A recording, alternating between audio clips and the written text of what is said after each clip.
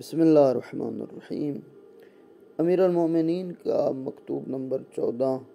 صفین میں دشمن کا سامنا کرنے سے پہلے اپنے لشکر کو ہدایت فرمایا، جب تک وہ پہل نہ کریں تم ان سے جنگ نہ کرنا، کیونکہ بحمداللہ دلیل و حجت رکھتے ہو۔ تمہارا انہیں چھوڑ دینا کہ وہی پہل کریں یہ ان پر دوسری حجت ہوگی۔ خبردار، جب دشمن منہ کی کھا کر میدان چھوڑ بھاگے تو کسی کے پیچھے نہ مت بھاگنا، قتل نہ کرنا، کسی بے دست و پا پر ہاتھ نہ اٹھانا، کسی زخمی کی جان نہ لینا، عورتوں کو اذیت پہنچا کر نہ ستایا جائے۔ وہ تمہاری عزت و آبرو پر گالیوں کے ساتھ حملہ کریں، تمہارے افسروں کو گالیاں دیں، کیونکہ ان کی قوتیں، ان کی جانیں، ان کی عقلیں کمزور اور ضعیف ہوتی ہیں۔ ہم پیغمبر کے زمانے میں بھی مامور تھے، ان سے کوئی تعرض نہ کریں، حالانکہ وہ مشرک ہوتی تھی۔ اگر جاہلیت میں بھی کوئی دشمن کسی عورت کو پتھر یا لاٹھی سے نقصان پہنچاتا تھا تو اس کو اس کے بعد کی پشتوں کو مطعون کیا جاتا تھا۔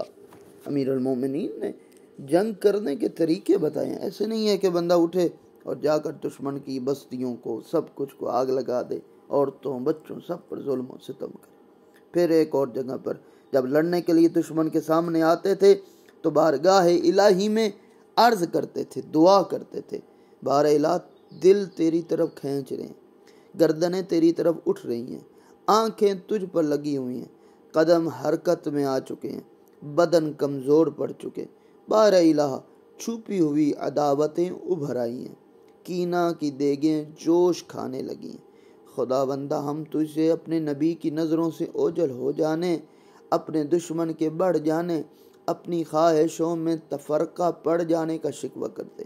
پروردگار، تو ہی ہمارے اور ہماری قوم کے درمیان سچائی کے ساتھ فیصلہ کر، اور تو سب سے اچھا فیصلہ کرنے والا ہے۔ پھر جنگ کے ایک اور موقع پر اپنے ساتھیوں سے فرمایا، وہ پسپائی کیے جس کے بعد پلٹنا ہو، اور اپنی سے ہٹنا جس کے بعد حملہ مقصود ہو، تمہیں گرا نہ گزرے۔ ایسا نہ ہو کہ جب تم لڑ رہے ہو اور تمہیں واپس بلایا جائے، یا تم کھڑے ہو اور تمہیں کہا جائے لڑو، یہ تمہارے لیے سخت نہ ہو۔ فرمان برداری مہم میں تلواروں کا حق ادا کرو، پہلوؤں کے بل گرنے والے دشمنوں کے لیے میدان تیار رکھو، سخت نیزہ لگانے، تلواروں کا بھرپور ہاتھ چلانے کے لیے اپنے آپ کو تیار کرو، آوازوں کو دبا لو کہ اس سے بودا پن قریب نہیں بھٹکتا۔ اس ذات کی قسم جس نے دانے کو چیرا اور جاندار چیزوں کو پیدا کیا، وہ لوگ اسلام نہیں لائے تھے بلکہ اطاعت کر لی تھی اور دلوں میں کفر کو چھپائے رکھا تھا۔ اب جب کہ یار و مددگار مل گئے تو اسے ظاہر کر دیا۔ امیر المومنین فرمانا کہ یہ جو اللہ ظاہر آپ دیکھتے ہیں کہ یہ کلمہ پڑھنے والے ہیں، قرآن پڑھنے والے ہیں، نمازیں پڑھتے ہیں، لمبی لمبی داڑھیاں رکھتے ہیں، فرمایا یہ کفر ہے سارا ان کا۔ ایک جب فتح مکہ ہوا سب کے سب مسلمان ہو گئے، کیوں کہ اسلام کا غلبہ ہو گیا، تعداد بڑھ گئی۔ اب انہوں نے دیکھا ہے کہ تعداد ان کے ساتھ بڑھ گئی ہے، اسلام کا سربراہ پیغمبر اسلام دنیا سے چلا گیا، اب موقع ہے، جنگ کرنے کا موقع ہے۔ تو امیر المومنین نے ان کے بارے میں فرمایا۔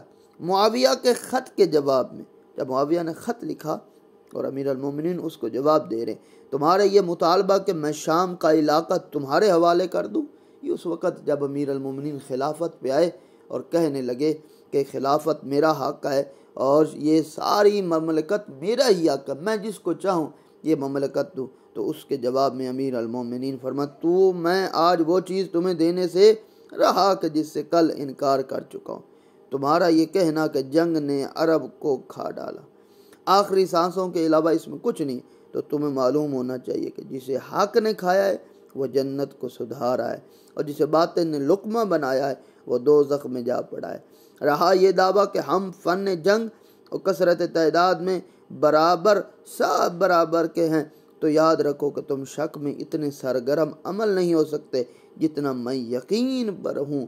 اہل شام دنیا پر اتنے مر مٹے ہوئے ہیں اور اس کے مد مقابل اہل عراق آخرت پر جان دینے والے ہیں۔ تمہارا یہ کہنا ہم عبد مناف کی اولاد ہیں، تو ہم بھی ایسے ہی ہیں، مگر امیہ ہاشم کے اور حرب عبد المطلب کے اور ابو سفیان ابو طالب کے برابر نہیں ہیں، یعنی فتح مکہ کے بعد۔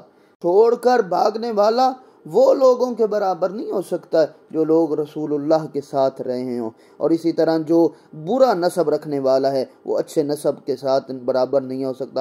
منافق اور مومن برابر نہیں ہو سکتے۔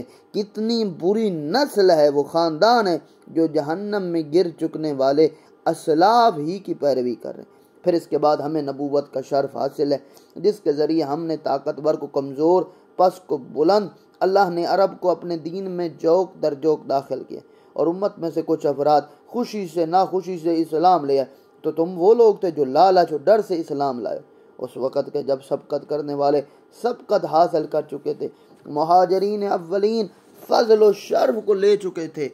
اور سنو، شیطان کا اپنے میں سانجا نہ رکھو، نہ اسے اپنے اوپر چھا جانے دو۔